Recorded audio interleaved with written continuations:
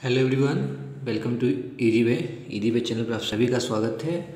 और आज की क्लास में हम लोग क्लास 10th केमिस्ट्री है ना पढ़ने वाले हैं। क्लास 10th बच्चों के लिए पढ़ने वाले हैं केमिस्ट्री, और वो चैप्टर का नाम है कार्बन एंड इट्स कंपाउंड। ठीक है, आप लोग का एग्ज़ाम अभी नज़दीक आने वाला है, तो इसमें हम पूरा डिटेल में नहीं पढ़ेंगे, लेकिन बेसिक चीज़ें आपको कवर करने की कोशिश करेंगे हम, और आपको बहुत ही अच्छे लगेगा ये कंपाउंड चैप्टर पढ़ने में। ठीक है, चलिए स्टार्ट करते हैं। जैसे कि देखिए, अब नाम आपको पता होगा कि चैप्टर का क्या नाम है, कार्बन एंड इट्स कंपाउंड। यानी कि सबसे पहले मुझे पढ़ना है किसके बारे में, कार्बन के बारे में। ठीक है, यानी कि कार्बन के बारे में मुझे जानकारी लेनी है, और इससे मिलता जुलता यानी कि इससे बनने वाले कंपाउंड्स के बारे में मुझे पढ़ना है। ठीक है, कार्बन इट्स कंपाउंड। सबसे पहले हम लोग कार्बन का सिंबल जानते हैं, तो क्या होता है, सभी लोग जानते होंगे 6, एटॉमिक नंबर 6, एटॉमिक मास या मास नंबर 12। ठीक है, ये जो 6 होता है ये आपका क्या होता है, एटॉमिक नंबर जो होता है किसी भी एलिमेंट का। एटॉमिक नंबर जो होता है, लेट सपोज एक्स एलिमेंट है, तो उसका जो एटॉमिक नंबर आता है माय डियर, एटॉमिक नंबर वो इक्वल टू रहता है किसका, number of proton equal to number of electron. ठीक है, इक्वल टू क्या होता है, number of proton equal to number of electron. तो एटॉमिक नंबर की मदद से मुझे ये पता चला कि कार्बन में कितने प्रोटॉन है माय डियर। तो कार्बन में प्रोटॉन की संख्या है 6 और इलेक्ट्रॉन की संख्या कितनी है, 6। ठीक है, जिसके कारण ये कंपाउंड ओवरऑल क्या है हमारा, न्यूट्रल है। क्यों न्यूट्रल है, क्योंकि प्रोटॉन हमारा जो है वो टोटल +6 रिलेटिव चार्ज हो गया, इलेक्ट्रॉन का टोटल -6 रिलेटिव चार्ज हो गया। तो ओवरऑल जो हमारा चार्ज हो जाएगा वो क्या हो गया, 0। डेट्स वाई हम क्या कह सकते हैं कि कार्बन जो हमारा है वो कैसा है, न्यूट्रल एलिमेंट है। ठीक है, न्यूट्रल एलिमेंट है। ठीक है, कार्बन हमारा कैसा है, न्यूट्रल है। ये तो हम कार्बन के बारे में जान गए कि सर कार्बन में जो हमारे होते हैं, फिर से यहाँ पे लिख देते हैं, कार्बन में एटॉमिक नंबर 6 होता है, मास नंबर हमारा 12 होता है। इसमें प्रोटॉन की संख्या अगर बात की जाए तो सर 6 होती है, और इलेक्ट्रॉन की संख्या क्या होती है, 6 होती है। और इसमें न्यूट्रॉन भी अगर जो हम निकाले जाए तो वो भी हमारा क्या होता है, 6 होता है। अब इसकी हम थोड़ा सा अरेंजमेंट के बारे में बात करना चाहते हैं, स्ट्रक्चर के बारे में बात करना चाहते हैं।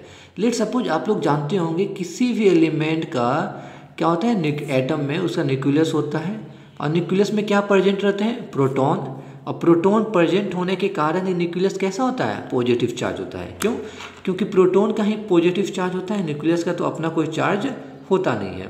ठीक है, तो इसके न्यूक्लियस में कितने प्रोटॉन है माय डियर, 6 प्रोटॉन है। ठीक है, इसके न्यूक्लियस में कितने हैं, 6 प्रोटॉन। इलेक्ट्रॉन कहाँ रहेंगे, तो इलेक्ट्रॉन हमारे सेल में रहेंगे। कहाँ रहेंगे माय डियर, सेल में रहेंगे। तो देखिए इसके पास कितने इलेक्ट्रॉन है, 6 इलेक्ट्रॉन।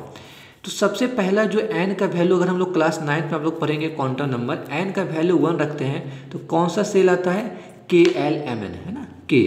तो K सेल में मैक्सिमम बोर साहब के फॉर्मूला से कितने इलेक्ट्रॉन रहेंगे, 2 इलेक्ट्रॉन। ठीक है, जब n का वैल्यू आप 2 लीजिएगा, यानी कि पहले इस सेल में कितने इलेक्ट्रॉन रहेंगे, मैक्सिमम 2 इलेक्ट्रॉन रह सकता है। ठीक है, जब n का वैल्यू 2 लेंगे दूसरे सेल में, KL सेल का नाम क्या होगा, L। इसमें मैक्सिमम कितने इलेक्ट्रॉन होंगे माय डियर, 8। यानी कि इस सेल में मैक्सिमम कितने इलेक्ट्रॉन होंगे, 8। अब हम कार्बन के केस में देखते हैं, तो कार्बन ये रहा, कार्बन का न्यूक्लियस यहाँ पे 6 प्रोटॉन रह गया। पहले सेल में कितने इलेक्ट्रॉन, मैक्सिमम 2 रह सकते हैं, चलिए 2 इलेक्ट्रॉन दे दिए। दूसरे सेल में यानी कि ये हमारा हो गया KL सेल में मैक्सिमम कितने इलेक्ट्रॉन रह सकते हैं, 8। बट इसके पास कितने इलेक्ट्रॉन है, 4 है ना, 4 ही इलेक्ट्रॉन बचा हुआ है। तो ये रहा इसके पास 4 इलेक्ट्रॉन। क्यों, क्योंकि टोटल इसके पास कितने हैं, 6। तो 6 में से 2 पहले दे दिए तो बचेगा कितना, 4 इलेक्ट्रॉन। पहले सेल में 2 इलेक्ट्रॉन दे दिए, तो दूसरे के लिए कितने इलेक्ट्रॉन बचेंगे, 4 इलेक्ट्रॉन।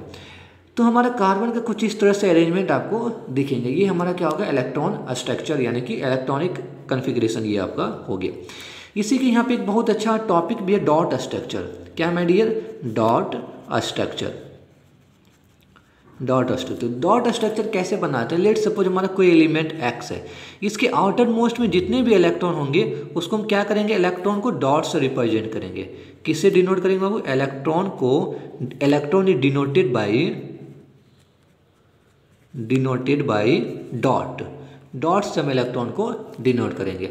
लेट सपोज अगर हम इस कार्बन का इलेक्ट्रॉन डॉट स्ट्रक्चर लेके, तो ये रहा कार्बन, और इसकी आउटर मोस्ट सेल में कितने इलेक्ट्रॉन है, 4 इलेक्ट्रॉन। तो इस तरह से हम उसको अरेंज करेंगे। तो ये क्या हो गया, electron dot structure of carbon atom. Clear, electron dot structure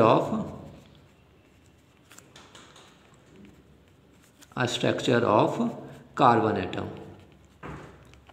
electron dot structure of carbon atom. ठीक है, तो ये हम लोग पढ़ चुके हैं कि इलेक्ट्रॉन डॉट यानी कि कार्बन कुछ ऐसा, उसके वैलेंस इलेक्ट्रॉन में कितने 4 इलेक्ट्रॉन होते हैं, उसके वैलेंस यानी कि वैलेंस इलेक्ट्रॉन कितने होंगे माय डियर, वैलेंस इलेक्ट्रॉन कहते हैं 2 electron present in outermost shell. तो कार्बन के आउटर मोस्ट सेल में कितने इलेक्ट्रॉन है 4, तो वैलेंस इलेक्ट्रॉन कितना हो गया 4। वैलेंसी क्या हो जाएगा my dear 8 minus valence electron 4, तो वैलेंसी क्या हो जाएगी 4, कार्बन की वैलेंसी कितनी हो जाएगी 4। तो ये हम थोड़ा सा बेसिक इन्फॉर्मेशन जानने की कोशिश की, किसके बारे में, कार्बन इट्स कंपाउंड के बारे में। ठीक है, यानी कार्बन के बारे में बेसिक जानकारी हम लोग जाने कि कार्बन क्या है, कैसा कुछ है। ठीक है, तो इसकी हम उसके इलेक्ट्रॉन के बारे में जाने, उसके प्रोटॉन के बारे में जाने, बेसिकली केमिकल प्रॉपर्टी के बारे में हम जानने की कोशिश कर रहे हैं कार्बन का। ठीक है, बाकी फिजिकल प्रॉपर्टी आप लोग जानते होंगे कि हमारा कार्बन कैसा होता है क्या नहीं होता है ना। अब हम इस पे बात करने वाले, अगर हम इसके आगे बढ़ें, क्योंकि ये थोड़ा सा क्रैश कोर्स है तो उतना डिटेल हम नहीं जा रहे हैं, तो जो पॉइंट कॉन्सेप्ट है वो आपको बताने की कोशिश कर रहे हैं। अब हम आते हैं इट्स कंपाउंड, यानी कि कार्बन जो कंपाउंड बनाएगा वो किस तरह से बनाएगा, कैसे बनाएगा। तो देखिए माय डियर, ये रहा हमारा कार्बन एटम, ये क्या है हमारा कार्बन एटम। ये जब लेट सपोज किसी एक्स एटम के साथ कंबाइन कर रहा है, एक्स एटम के साथ गया दोस्ती करने के लिए, एक्स कार्बन बोला एक्स है कि सुनो माय डियर, हम आपसे क्या करना चाहते हैं, बॉन्ड बनाना चाहते हैं, हम आपके साथ दोस्ती बनाना चाहते हैं और आपसे मिल करके एक कंपाउंड की हम फॉर्मेशन करना चाहते हैं।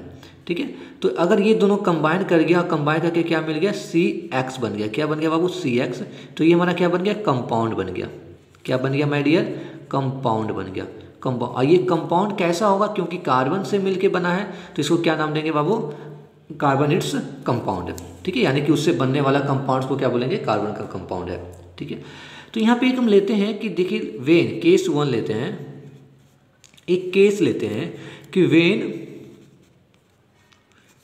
कार्बन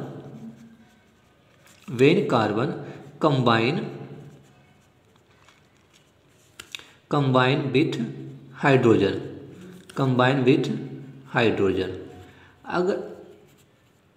अगर कार्बन क्या कर रहा है, हाइड्रोजन के साथ कंबाइन कर रहा है। ठीक है, अगर कार्बन क्या करेगा, हाइड्रोजन के साथ कंबाइन करने लगेगा तो क्या बनेगा, देखते हैं। ये रहा कार्बन, इसके पास ये रहा इलेक्ट्रॉन, वैलेंस इलेक्ट्रॉन 4, ये हाइड्रोजन रहा, हाइड्रोजन के पास कितने इलेक्ट्रॉन माय डियर 1, ये दोनों क्या करेगा कंबाइन करेगा। ठीक है, कंबाइन करने के बाद यहाँ पे आपको एनर्जी देना पड़ेगा, तो एनर्जी देने के बाद ये क्या करेगा कंबाइन, तो कंबाइन करने के बाद देखिए कुछ ऐसा दिखेगा, ये रहा कार्बन का, इसके 3 इलेक्ट्रॉन, ये रहा चौथे, और ये रहा हाइड्रोजन के इलेक्ट्रॉन, ये थोड़ा क्या हो गए पास आ गए, कंबाइन करना है ना, दोनों को मिलना है तो पास आ गए।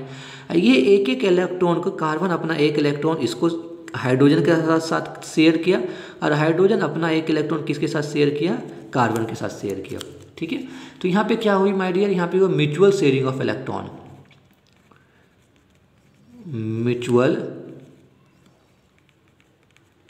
Mutual sharing of electron. क्यों म्यूचुअल शेयरिंग ऑफ इलेक्ट्रॉन हुए डियर, क्योंकि देखिए हाइड्रोजन भी अपना एक इलेक्ट्रॉन किसको दिया, कार्बन को, और कार्बन भी अपना एक इलेक्ट्रॉन किसको दिया, हाइड्रोजन को। आप पूछेंगे सर क्यों इलेक्ट्रॉन दिया, इलेक्ट्रॉन इसलिए दे रहा है, इलेक्ट्रॉन का शेयरिंग इसलिए कर रहा है ताकि क्या करे बाबू, दोनों के बीच में एक बॉन्डिंग बन जाए, दोनों के बीच में क्या बन जाए, एक बॉन्ड बन जाए। तो यहाँ पे क्या हो रहा है बाबू, शेयरिंग ऑफ इलेक्ट्रॉन हो रहा है, म्यूचुअल शेयरिंग ऑफ इलेक्ट्रॉन। अब mutual after sharing of electron, carbon और हाइड्रोजन के बीच में कुछ ऐसा आपको बॉन्ड देखने को मिलेगा, ये रहा। ठीक है, इस बॉन्ड को हम लोग क्या बोलेंगे बाबू, कोवेलेंट बॉन्ड बोलेंगे। क्यों, क्योंकि ये शेयरिंग से बॉन्ड बना हुआ क्या बोलते हैं, कोवेलेंट बॉन्ड। तो इस बॉन्ड का नाम हो जाएगा कोवेलेंट बॉन्ड। इस बॉन्ड का क्या नाम हो जाएगा माय डियर, कोवेलेंट बॉन्ड। ठीक है, तो कार्बन क्या किया, एक हाइड्रोजन के साथ कंबाइन करके ऐसा बनाया, फिर ये कार्बन क्या किया, ये कार्बन फिर वापस आप यहाँ पे लाइए, C इलेक्ट्रॉन और ये रहा हाइड्रोजन। ये कार्बन फिर क्या किया, फिर वापस से एक हाइड्रोजन के साथ गया दूसरे हाइड्रोजन के साथ कंबाइन करने के लिए। तो जब दूसरे हाइड्रोजन के साथ कंबाइन करेगा तो कैसा बनेगा माय डियर, देखिए इसके पहले से पास एक हाइड्रोजन है, जब दूसरे हाइड्रोजन के साथ कंबाइन करेगा तो यहाँ पे भी क्या होगा, म्यूचुअल शेयरिंग ऑफ इलेक्ट्रॉन होगा। ये हाइड्रोजन का इलेक्ट्रॉन कार्बन के साथ शेयर करेगा, कार्बन अपना इलेक्ट्रॉन हाइड्रोजन के साथ शेयर करेगा, और after sharing of mutual electron carbon कुछ ऐसा आपको दिखेगा, कैसा दिखेगा, यहाँ पे एक हाइड्रोजन और यहाँ पे एक हाइड्रोजन, ठीक है। इस तरह से आपको एक कार्बन दिखेगा after sharing of mutual electron, ठीक है। तो ऐसा दिखेगा। तो ये दूसरे नंबर कार्बन से अगर फिर इसी तरह से और तीसरे कार्बन से अगर ये कंबाइन करेगा, थर्ड कार्बन, ठीक है, तो फिर यहाँ पे क्या किया, कार्बन रहा। इसी तरह से क्या करेगा बाबू, ये जो कार्बन है ये तीसरे हाइड्रोजन से कंबाइन करेगा, ठीक है। ये रहा तीसरा हाइड्रोजन।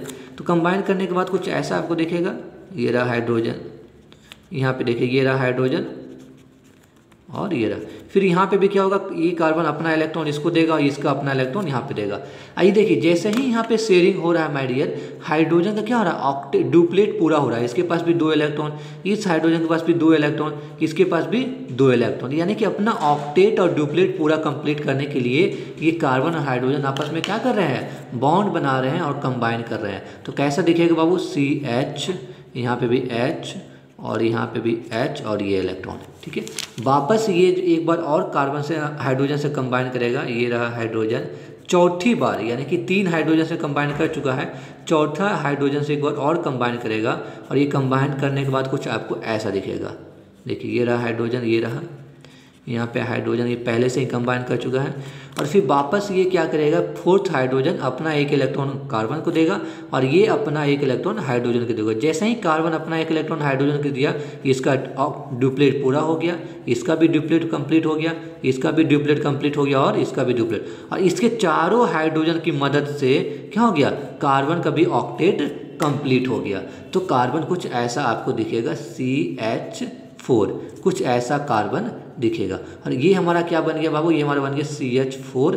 और ये कंपाउंड को, इस कंपाउंड को हम क्या बोलेंगे, कार्बन इट्स कंपाउंड, यानी कि कार्बन से मिलके बना हुआ कंपाउंड है, जिसको हम क्या बोलेंगे, हाइड्रोकार्बन। यानी कि इस कंपाउंड को हम बोलेंगे, ये कंपाउंड किससे मिलके बना है, एक हाइड्रोजन प्लस कार्बन। तो इसलिए इस कंपाउंड का क्या नाम देंगे बाबू, हम हाइड्रोकार्बन। क्या नाम देंगे, हाइड्रोकार्बन। तो अगले जो क्लास होगा वो हम लोग यहीं से स्टार्ट करेंगे, हाइड्रोकार्बन। तो किस तरह से हाइड्रोकार्बन की फॉर्मेशन हो रही है, कार्बन्स क्या होता है, कार्बन के बारे में बेसिक एकदम डिटेल हम लोग पढ़ें, सारा कुछ एकदम बेसिक जितना अच्छे तरीके से बताया जा सकता है वो हम बताने की कोशिश किए।